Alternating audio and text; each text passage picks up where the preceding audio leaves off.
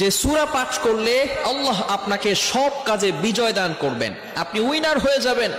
বুখারী শরীফের 5012 নম্বর হাদিসের ভিতরে আসছে, আপনি কাজ করছেন কিন্তু সফলতা পাচ্ছেন না, ফেইলার হয়ে যাচ্ছেন, বারবার আপনি টেনশনের ভিতরে আসছেন, কোনো কাজে আপনি সফলতা অর্জন করতে পারছেন না, আপনি বিজয় লাভ করতে পারছেন না।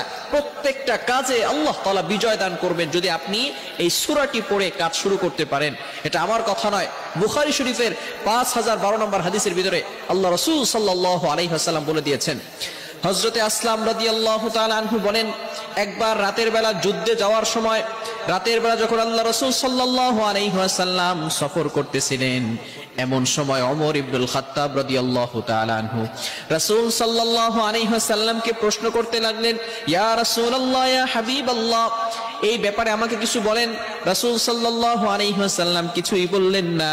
ওমর ইবনুল খাত্তাব রাদিয়াল্লাহু তাআলা আনহু মনে মনে একটু কষ্ট পেলেন। দ্বিতীয়বার তিনি আবারও প্রশ্ন করলেন, রাসূল সাল্লাল্লাহু আলাইহি ওয়াসাল্লাম দ্বিতীয়বারও কোনো কথা বললেন না। তৃতীয়বার ওমর ইবনুল খাত্তাব রাদিয়াল্লাহু তাআলা আনহু আবারও প্রশ্ন করলেন, কিন্তু রাসূল সাল্লাল্লাহু আলাইহি ওয়াসাল্লাম কোনো উত্তর করলেন না, কোনো অ্যানসার করলেন না।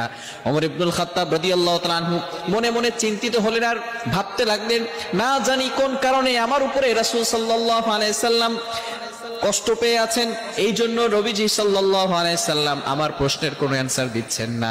এই জন্য হঠাৎ করে যখন সফর একটু বিরতি থাকলো, ওমর ইবনুল খাত্তাব রাদিয়াল্লাহু তাআলা আনহু দূরে দাঁড়িয়ে রইলেন, মনটা ভীষণ খারাপ। আল্লাহ রাসূল সাল্লাল্লাহু আলাইহি সাল্লাম ওমর ইবনুল খাত্তাব রাদিয়াল্লাহু তাআলা আনহুকে ডাকলেন। ডাকার পরে রাসূল সাল্লাল্লাহু আলাইহি সাল্লাম বললেন, ওমর, আমি চুপ ছিলাম, তবে আল্লাহ তাআলা আমার উপরে এমন একটি সূরা নাজিল করে দিয়েছেন, যে ব্যক্তি এই সূরা পড়বে আল্লাহ তাআলা তার প্রত্যেকটা কাজে বিজয় দান করে দিবেন, প্রত্যেকটা কাজে বিজয় লাভ করতে পারবে। সেই সূরাটি হচ্ছে সূরাতুল ফাতহ। পবিত্র কোরআনুল কারীমের ভিতরে 48 নম্বর সূরা, 26 নম্বর পারার 10 নম্বর পৃষ্ঠার শুরু থেকে এই সূরাটা শুরু হয়েছে। এই সূরাটা পড়ে যদি আপনি ব্যবসার কাজে যান, আল্লাহ তাআলা সেই ব্যবসার কাজের ভিতরে বরকত দান করবেন, আপনাকে বিজয় দান করবেন। বিবাহ হচ্ছে না, যে বিয়েতে যদি কোনো ব্যক্তি সূরা পাঠ করে যায়, আল্লাহ তাআলা সেই বিবাহের ভিতরে তাকে বিজয় দান করবেন, তাকে উইনার করবেন, এবং সেখানে সে বেইজ্জতি হবে না, সেখানে সে কোনো প্রকার অপদস্থ হবে না। শুধু তাই নয়, প্রত্যেকটা জায়গায় যদি আপনি গাছ রোপণ করতে যান, যাওয়ার আগে যদি আপনি সূরাটা পড়েন, আল্লাহ তাআলা সেখানে বরকত নাজিল করবেন। এজন্য এই সূরা ফাতহ, ইন্না ফাতাহনা লাকা ফাতহাম মুবিনা লিয়াগফিরা লাকাল্লাহু মা তাকদ্দামা মিন যামবিক ওয়া মা তাআখার ওয়া ইউতিম্মা নি'মাতাহু আলাইকা ওয়া ইয়াহদিয়াকা সিরাতাম মুস্তাকিমা। এই সূরাতুল ফাতহ আমরা সকলেই পড়ব, যারা মুখস্থ পারি না দেখে দেখে পড়ার চেষ্টা করব। আপনি ব্যবসা করছেন, ব্যবসা লাভবান হতে পারছেন না, আপনি যদি সূরা ফাতহ ইন্না ফাতাহনা লাকা ফাতহাম মুবিনা, এই সূরা ফাতহ, এই সূরাটা যদি পড়ে আপনি ব্যবসার কাজে যান, আল্লাহ তাআলা সেখানে আপনাকে বরকত নাজিল করবেন।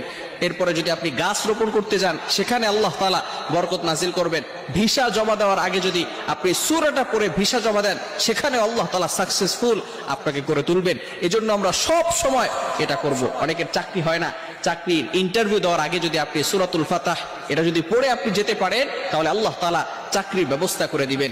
এজন্য যদি বিজয় লাভ করতে চান, যদি আপনি উইনার হতে চান, তাহলে অবভিয়াসলি এই সূরাটা পড়বেন। তবে অবশ্যই আল্লাহর প্রতি বিশ্বাস রাখতে হবে, আল্লাহ তাআলার প্রতি পরিপূর্ণ ইয়াকিন রাখতে হবে।